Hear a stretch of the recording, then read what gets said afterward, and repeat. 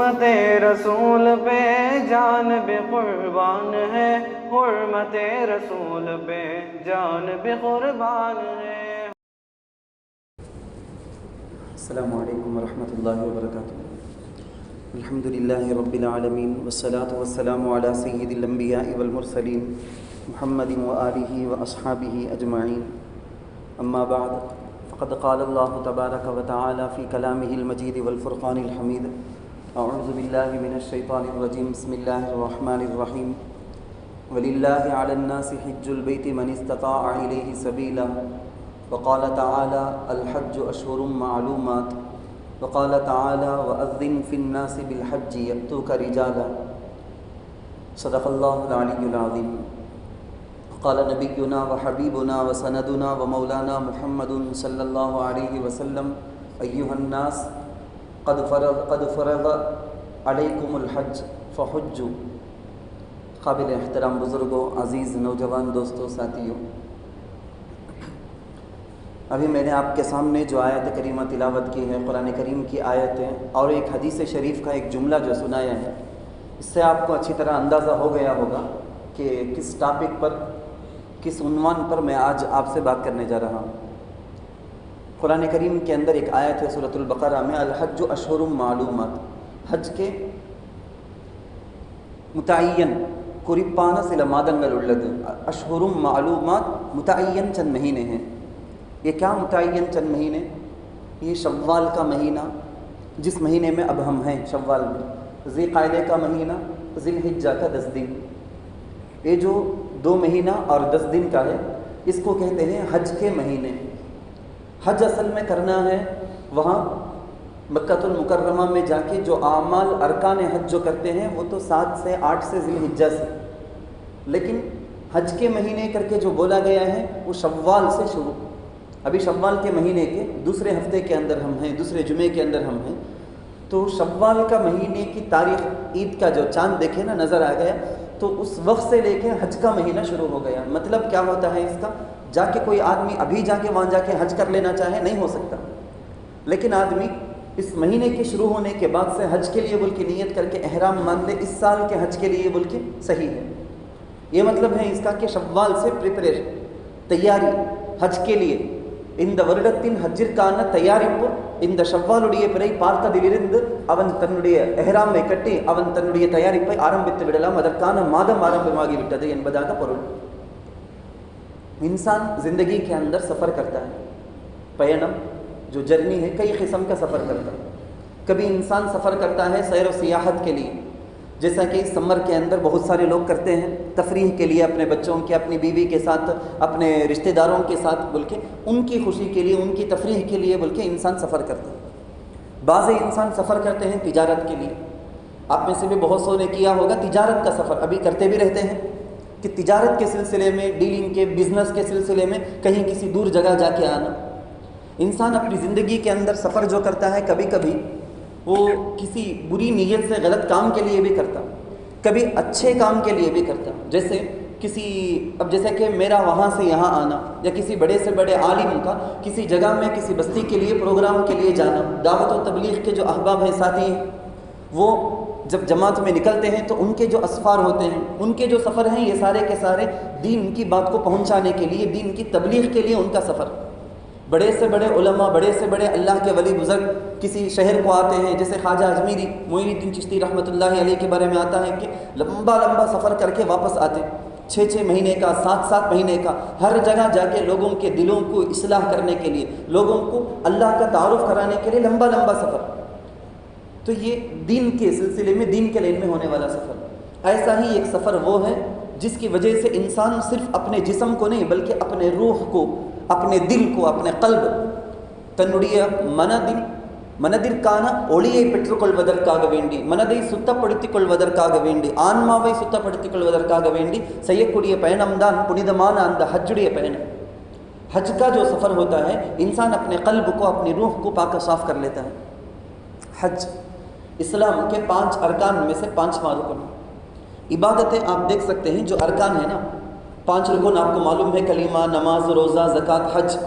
इनमें आप देख सकते हैं कि नमाज है, جس کا پورا کنیکشن ہمارے باڈی کے ساتھ جسم کے ذریعے سے ہے۔ انسان اپنے جسم کے ذریعے سے نماز پڑھتا ہے، نماز کی عبادت میں ایک پیسے کا کیا بھی تعلق نہیں ہے۔ روزہ ایک عبادت ہے، دوسرا ایک رکن ہے، اس کا پورا کنیکشن ہے جسم کے ساتھ۔ تو اس کو شریعت کے فقہ میں، اسلامی فقہ کے اعتبار سے اس کو بولتے ہیں عبادات بدنیہ، جسم سے ہونے والی عبادتیں جس کا پورا کنیکشن 100% جسم سے۔ بعض عبادتیں وہ ہوتی ہیں جن کا پورا کنیکشن ہوتا ہے مال کے ساتھ، انسان کے اپنے پاس جو اللہ کا دیا ہوا مال ہے اس کے ساتھ اس کا تعلق ہوتا ہے۔ جیسے انسان پر فرض کیا گیا ہے کہ زکوٰۃ دو، سالانہ اپنے نصاب کے بقدر جو مال ہے اس میں کی زکوٰۃ نکالو، تو یہ زکوٰۃ کی جو عبادت ہے اس کا پورا کنیکشن ہے مال سے، ہمارے جسم اور باڈی سے ہم کو کرنے کا کیا بھی نہیں، پیسے نکال کے دینا ہے۔ صدقہ فطر آپ کو معلوم ہے، فطرہ جو ابھی ادا کیے تھے ہم لوگ قریب میں، تو صدقۃ الفطر کا کنیکشن بھی پورا کا پورا مال سے ہے، ہمارے جسم سے، باڈی سے نہیں۔ سیل مرئی نمڑی اڑلال سیے کوڑیے سیل کڑیاد، ہمارے اپنے مال کے ذریعے سے ادا کی جانے والی عبادت۔ لیکن حج ایک عجیب امتزاج، ایک سنگم ہے حج، جس کے اندر جسم کا بھی تعلق ہے، جس کے اندر مال کا بھی کنیکشن ہے۔ انسان کو حج کرنا ہوتا ہے تو اس کے پاس پہلے پیسے ہو اس کے بقدر، پھر اس کے بعد اپنے جسم کے ذریعے سے وہ ارادہ کر کے نیت کر کے چلتا ہے۔ حج کیا ہے؟ حج کی تعریف کرتے ہوئے کتابوں کے اندر لکھا ہوا ہے کہ بیت اللہ کا ارادہ کر کے انسان نکلے چند اعمال کے ذریعے سے، جیسے طواف کے ذریعے سے، طواف زیارت ہے، وقوف عرفہ ہے، چند اعمال کے ذریعے سے احرام کے ساتھ بیت اللہ کی زیارت کرنے کے لیے جو انسان جا کے آتا ہے، ایسے سفر کا نام ہے حج۔ اس کے اندر کیا کرنا ہے، حج کے فرائض کیا، حج کے واجبات کیا، اس تفصیل میں جانے کا نہیں ہے۔ حج کرنے کا طریقہ کیا، وہ تفصیل بھی اب بولنے کا نہیں۔ آپ کو بتانا صرف یہ ہے کہ اللہ کے رسول صلی اللہ علیہ وسلم نے فرمایا من وجد مالا یبلغہ الی بیت اللہ، غالباً ایسا لفظ اللہ کے نبی علیہ الصلوۃ والسلام کا آتا ہے کہ جس کسی آدمی کے پاس اللہ اتنی وسعت دے کے رکھے ہیں، اتنا مال کے اعتبار سے اتنا پرفیکٹ ہے وہ کہ اپنے بیوی، جس کا بھی انسان کا خرچ رہتا ہے نا، اب میں اپنے فیملی کا ہیڈ ہوں تو مجھے اپنے بچوں کی پرورش کا، اپنی بیوی کے کھلانے پلانے کا، گھر کے سودے کا، یا اگر کوئی ہمارے اپنے گھر کے اندر اپنے رشتہ داروں میں سے کوئی یتیم ہے اس کی بھی کفالت ہم کر رہے ہیں، کوئی بیوہ ہے اپنے رشتہ دار میں اللہ نہ کرے اس کی بھی کفالت ہم کرتے ہیں، اس کے بھی کھانے پینے کا بندوبست کرتے ہیں، تو اس آدمی کے لیے یہ شریعت کہتی ہے کہ دیکھ تجھے یہاں سے نکل کر مکہ المکرمہ جانا ہے، تیرے واپس آنے تک جن لوگوں کا جو بندوبست تو کرتا ہے ان کے کھانے پینے کا پورا 100% انتظام ہو جائے، تیرے واپس آنے تک ان کو کسی کے سامنے ہاتھ پھیلانے کی ضرورت نہ ہو، پورا انتظام ہو جائے، تیرے پاس جانے کی ٹکٹ، پھر واپس آنے کی ٹکٹ کا جو خرچہ، کرایہ جو آتا ہے، فلائٹ ٹکٹ مثال کے طور پر، اس کا جو کرایہ آتا ہے یہ بھی تیرے پاس ہے، جانے وہاں جا کے رکنے اور کھانے کا، قیام کا، طعام کا، یہ ساری چیزوں کے بقدر جتنے پیسوں کی ضرورت ہے وہ سارے پیسے تیرے پاس ہیں، اور ان لوگوں کا بھی پورا خرچ برداشت کر سکتا ہے۔ اتنے پیسے اگر اصلی ضرورت سے زائد اتنے پیسے اگر کسی آدمی کے پاس ہے تو اس پر حج فرض ہے، اس پر حج فرض ہے۔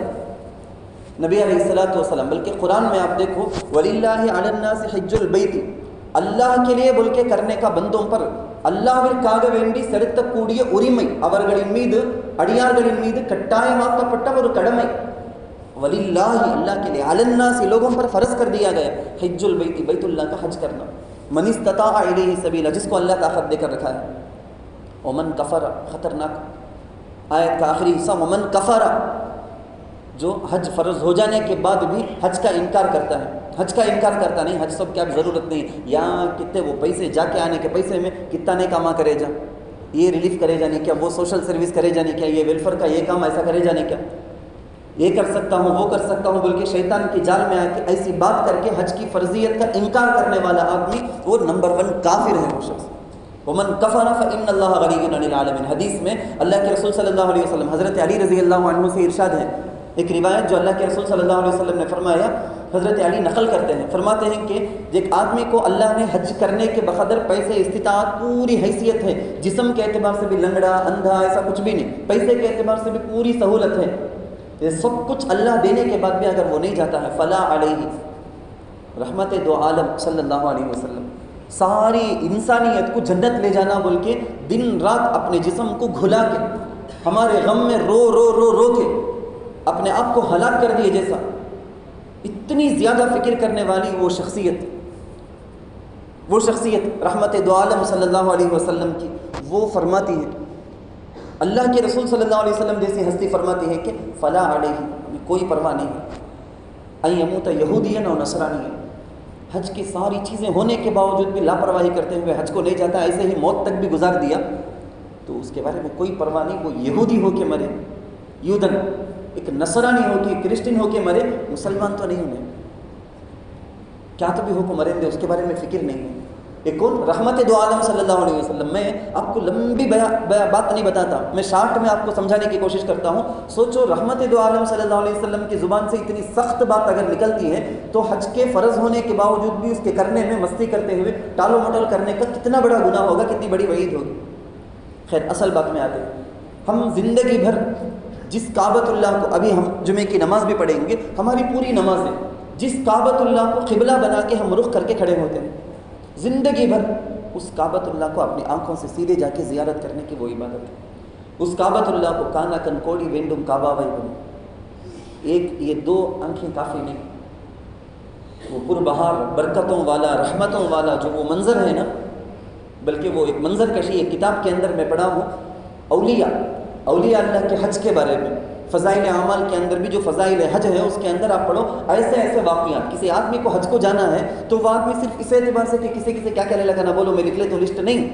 تیاری یہ نہیں ہوتی، تیاری دین کے اعتبار سے نظام بنانا، دین کے اعتبار سے نظام. چھوٹا آدمی ہوں، اب تک حج تو نہیں کیا ہوں، پھر بھی میں کتابوں سے اللہ والوں کی جو باتیں ہیں اس کو سنا رہا ہوں میں امانتاً، کہ ایک آدمی کو حج کو اگر جانا ہے تو آج کل اتنی زیادہ آسانیاں ہو جانے کی وجہ سے، پیسے ہونے کی وجہ سے ہر انسان یہ سوچنے لگتا ہے کہ پیسے میرے پاس ہیں تو پھر اللہ کے فضل کی کیا ضرورت، میں جاتا ہوں. نعوذ باللہ، توبہ.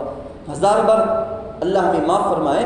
پیسوں کی وجہ سے نہیں، اگر پیسوں کی وجہ سے بغیر دل کے خلوص کے ڈر کے میں جا کے 1000 بار جا کے آ گیا، میرے دل کے اندر حج کی وجہ سے جو تبدیلی آنی تھی وہ نہیں آئے گی، پیسوں سے نہیں. اللہ ہمارے اس قلب کی وجہ سے دن رات نماز میں ہم مسجد میں حاضر ہوتے تھے، اللہ کے اس دربار میں، اللہ کے اس گھر میں ہم حاضر ہوتے تھے، تو ہمارے تڑپ کو دیکھ کے اللہ وہاں بلائے گا. ہمارے تڑپ کو دیکھ کے اللہ وہ جو بلائے گا نا، وہ ہے اصل حج. ہماری زندگی میں اثر پیدا کرے گا تب. بزرگ ہمارے جو اولیاء تھے وہ سب کیسی ترتیب بناتے تھے، دین کے اعتبار سے شیڈول تیار کرتے تھے کہ اس سفر میں جاؤں گا، حج کے سفر میں جانے سے پہلے کیا کرنا، سارے کے حقوق کو ادا کر دینا. بہن کا حق دبایا وراثت کے اندر، پراپرٹی کے اندر، حج کو جا رہا ہے. بہن کی وراثت میں، پراپرٹی میں، جائیداد میں جو حق اس کا ملتا تھا وہ دبا لیا ہے اور چلا گیا ہے، حج کو جا رہا ہے. لوگوں کے پیسے مار کے کھا رہا ہے، لوگوں کی جائیداد کو ہڑپ رہا ہے. کتنے لوگوں کی زمین دبا کے بیٹھا ہے اور جا رہا ہے حج کو. کئی سارے لوگوں کے پاس ہزاروں کے لاکھوں کے قرض لے کے ان کو ادا کیے بغیر دھوکہ دے رہا ہے اور نکل گیا ہے حج کو. یہ نہیں، اسلام کے اندر یہ تعلیم دی گئی ہے کہ حقوق ادا کرو، معافی بھی تلافی بھی. دو چیزیں آپ سمجھنا. تلافی کا مطلب کیا؟ جس کے پاس جو میں لیا ہوں آج تک زندگی میں اتنے سالوں سے، جس کو جو ٹھگایا ہوں، دھوکہ دیا ہوں، مار کے کھایا ہوں، ہر ایک کا ایک پیسے کا حساب کر کے اس کا حق ادا کر دینا، یہ ہے تلافی. اس کے بعد ان کے پاس پوچھنا ہے معافی. میں جو اتنے دن تم کو ستایا، پیسے دیے بغیر، تمہارا مال دبا کے رکھا تھا، تمہارا جو حق دیے بغیر تھا، اس کے لیے مجھے معاف کر دو. اب اس کے بعد اللہ سے توبہ. جانے کی ترتیب یہ ہوتی ہے. لوگ ایک رسمی ملاقات سمجھ جاتے ہیں. حج کو نکلتے ہیں، حاجیوں کا قافلہ نکلتا ہے، اس لیے دعا، واپس آ گئے اس لیے دعا، اس لیے ملاقات. اس ملاقات میں کچھ نہیں رکھا ہے. اصل میں تو جو جانے والے ہیں نا ان کو پوری فکر ہونی چاہیے. بھیج کے رکھنے والوں کو جو خوشی ہوتی ہے اس سے زیادہ فکر ان کو ہونی چاہیے. ایک زمانہ تھا جب جانے والے اپنے سر میں کفن باندھ کے جاتے تھے، واپس آنے کی کوئی امید نہیں تھی. اب سفروں کے اسباب کی آسانی کی وجہ سے لوگوں کے دل کے اندر وہ ہے ہی نہیں. ایسا سمجھتے ہیں گویا سیر و تفریح کے سفر کو جاتے ہیں، ٹور کے لیے سمر ہالیڈے ہے وہاں جا کے آ گئے. ایسا یہ خیال کے ساتھ نہیں. ہمارے بزرگان دین اولیاء کیسا جاتے تھے کتابوں کے اندر لکھے ہیں. میں آپ کو بہت زیادہ باتیں بتانے کی ہیں، مختصر وقت کے اندر جو بتا سکتا ہوں بتاتا ہوں. آپ ذرا توجہ کے ساتھ سننے کی کوشش کریں. اپنے گھر بار میں، رشتہ داروں میں کوئی حج جس پر فرض ہو چکا ہو اس کے باوجود بھی وہ ٹال مٹول کرتے ہیں، ان کو سمجھانے کے لیے، ان کو بیدار کرنے کے لیے آپ کو پیغام دے رہا ہوں. اگر آپ میں سے بھی کوئی ایسے ہیں جن پر حج فرض ہو چکا ہے، بیوی پر حج فرض ہو چکا ہے، تو اس کے لیے آپ کو فکر اب سے شروع کر دینے کی ضرورت ہے.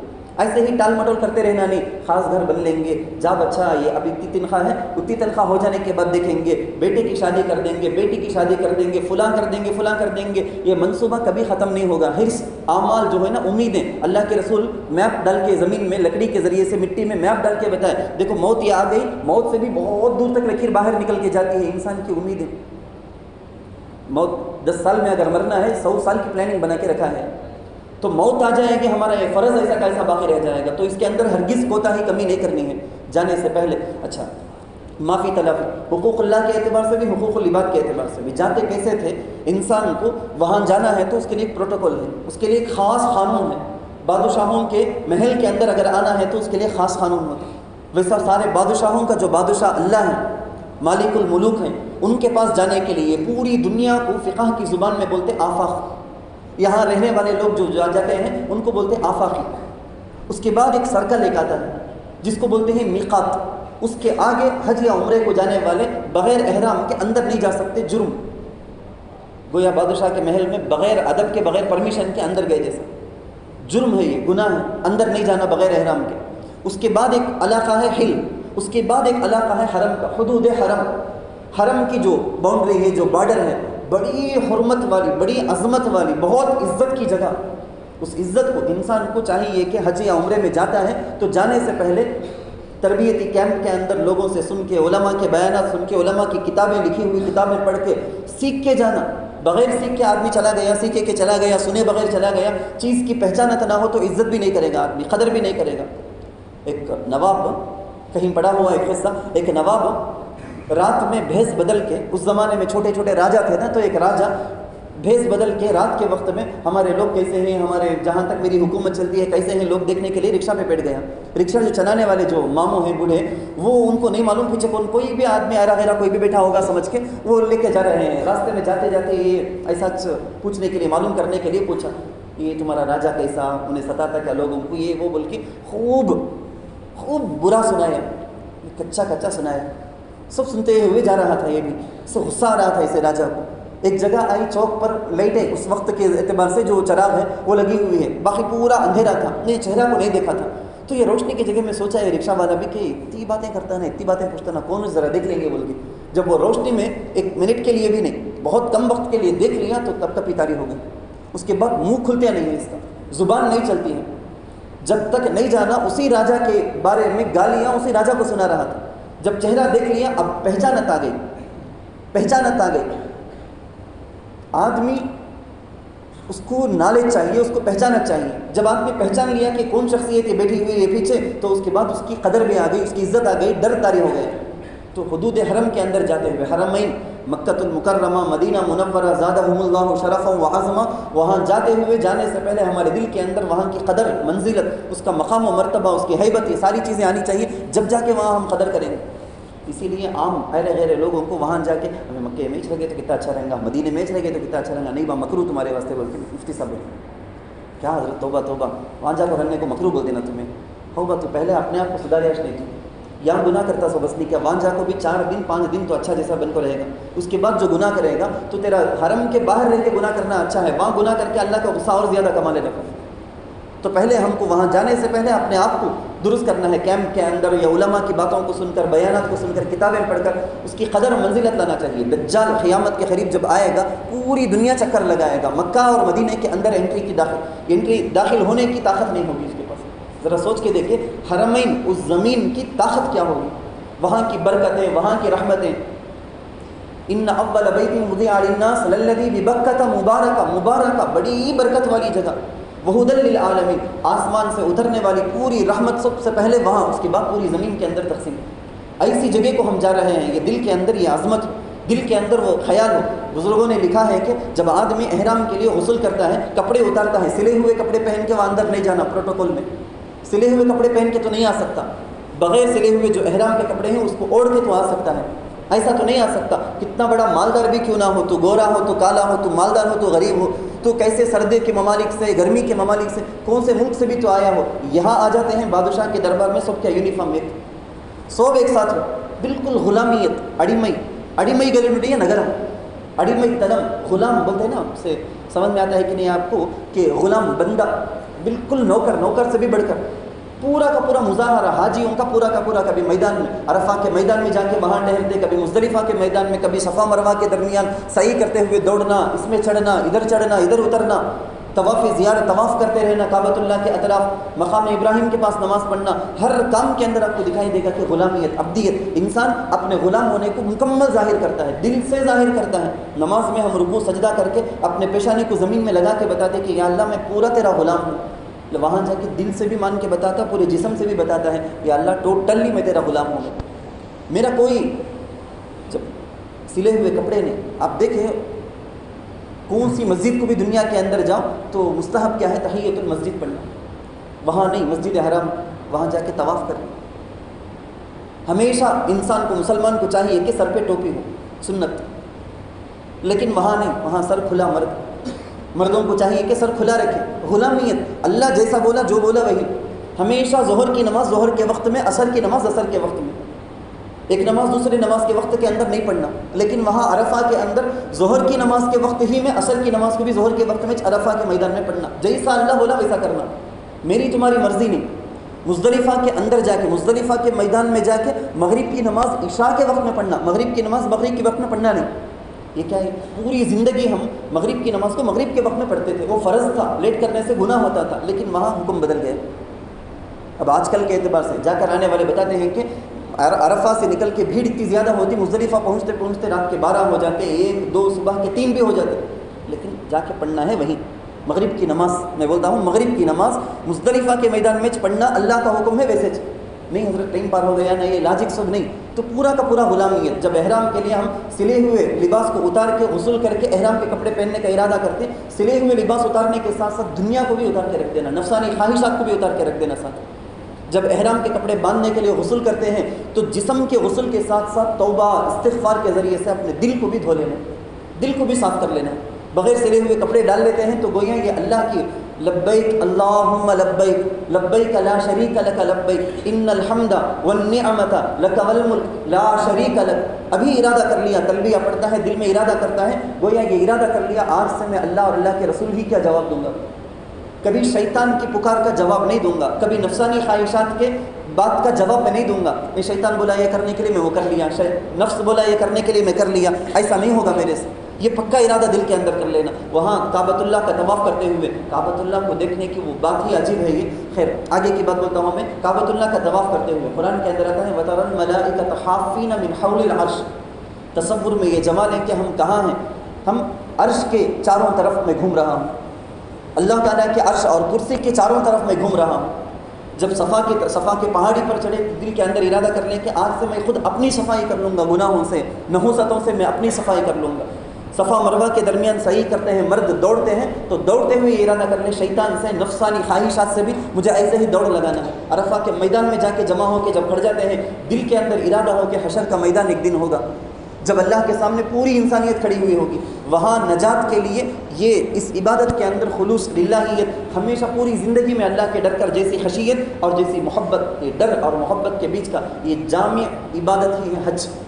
بڑی پیاری عبادت، بڑی زبردست عبادت. وقت چونکہ ہو چکا ہے، آخر میں ایک پیغام کے ذریعے سے میں اپنی بات ختم کر لوں. میں یہ ابھی جو ہمارے بچوں کے لیے سمر ہالیڈیز چل رہے ہیں، میں گزشتہ جمعے کے اندر بھی آپ کو بتایا تھا، چونکہ کئی ساری کلاسز اس ہفتے کے درمیان میں شروع ہوئے، اس لیے دوبارہ بھی بتانا چاہوں گا میں. یہ ہمارے بچوں کا وقت بہت غنیمت. اچھا نہیں کھلایا، اپنے بچے کو قیمتی چیزیں لے کر نہیں کھلایا، مجرم نہیں ہوتا ہوں. ماں باپ اچھے قیمتی کپڑے نہیں پہنائے، مجرم نہیں ہو جاتے. ہم سیر و تفریح کے لیے کہیں ٹور کے لیے نہیں لے کر گئے، مجرم نہیں ہو جاتے. لیکن ایمان نہیں دیے، بچے کی تربیت کی فکر نہیں کیے تو ماں باپ مجرم ہو جائیں گے. بہت بڑا جرم عظیم، بہت بڑا گناہ ہے. تو یہ سمر ہالیڈیز کے اندر اور زیادہ برباد ہو جاتے ہیں بچے. 24 گھنٹے اسکول کی کوئی فکر نہیں، کوئی کام نہیں، ہوم ورک نہیں، کوئی ٹینشن نہیں ہے. اس کی وجہ سے فون لے کے بیٹھنا، ساتھیوں سے ملنا، نئے نئے دوستی، نئی نئی عادتیں خراب. کم سے کم ہمارے اعتبار سے ہم کوشش کر کے محنت کرنے والے، مشقت کرنے والے علماء یہ سب پلاننگ یہ فکری کرتے ہیں، لیکن اس کے لیے ضروری ہے کہ ہم اپنے بچوں کو بھیجیں. تو سمر کلاسز جو جگہ جگہ چلتے ہیں، تو ایسی جگہوں کے اندر اپنے بچوں کو، اپنی بچیوں کے لیے بھی اس کے بارے میں تحقیق کر کے، خاص طور پر اپنے بچوں کے لیے کئی ساری مسجدوں کے اندر سمر کلاسز شروع ہو گئے ہیں. اس کے اندر قرآن کے بارے میں، عقائد کے بارے میں بچوں کو واقعات کے ذریعے سے ان کے دل کے اندر ان کو ایک اچھا انسان بنایا جاتا ہے. ماں باپ کی قدر کرنے والا، ماں باپ کا ادب کرنے والا بچہ، معاشرے کے اندر ایک اچھا انسان، اچھا ہندوستانی، یہ ساری چیزیں بنائی جاتی ہیں. یہ تمہارے بچے کی شخصیت کو بنانے کے لیے علماء تیار ہیں، کلاسز کا انتظام ہو گیا ہے. اب آپ کے بچوں کو آپ کو بھیجنا ہے، اس کی فکر کرنا. آپ جا کے اپنے گھر والوں سے، اپنے بیوی سے آپ ضرور مشورہ کریں. اپنے بچے کے بارے میں ماں باپ کو 24 گھنٹے فکر ہونی چاہیے. تو جا کے مشورہ کریں، اس کا انتظام کریں. الحمدللہ سنا کہ اس مسجد کے اندر بھی اس کا انتظام کر دیا گیا ہے. 10 سے 12 ایسا کچھ ہے کہ اس مسجد کے اندر بھی سمر کلاس کا انتظام کیا گیا ہے. اللہ تعالیٰ سے دعا ہے کہ اللہ ہم کو اپنے بچوں کی جو تربیت کی ذمہ داری ہے اس کو سمجھ کر بھرپور نبھانے کی توفیق عطا فرمائے، آمین۔